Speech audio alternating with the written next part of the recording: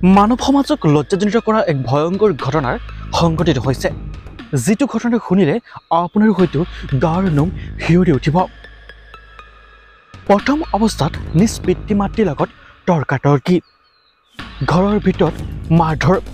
অৱশেষত ৰাস্তাৰ মাজলৈ নি উলংঘ কৰি মৰিয়াই হত্যাৰ চেষ্টা নিজ পিতৃ মাতৃক এই ভিডিঅ'টো এতিয়া বৰ্তমান সামাজিক মাধ্যমত ভাইৰেল হৈ পৰিছে অৱশেষত এই ভাইৰেল হোৱাৰ সন্দৰ্ভত আৰক্ষীয়ে গ্ৰেপ্তাৰ কৰিছে লম্পট পুত্ৰক এই ভিডিঅ'টো সামাজিক মাধ্যমত ভাইৰেল হৈ পৰিছে সামাজিক মাধ্যমত ভাইৰেল হোৱাৰ পাছতে আৰক্ষীয়ে গ্ৰেপ্তাৰ কৰিবলৈ সক্ষম হৈছে লম্পট পুত্ৰক এই ভয়ংকৰ গাৰ নোম শিয়ৰি উঠাৰ ঘটনাটো সংঘটিত হৈছে অন্ধ্ৰ প্ৰদেশত সঁচাকৈ অতি ঘৃণনীয় কেনেকৈ নিজ পিতৃ মাতৃৰ লগত এনেধৰণে ব্যৱহাৰ কৰিব পাৰে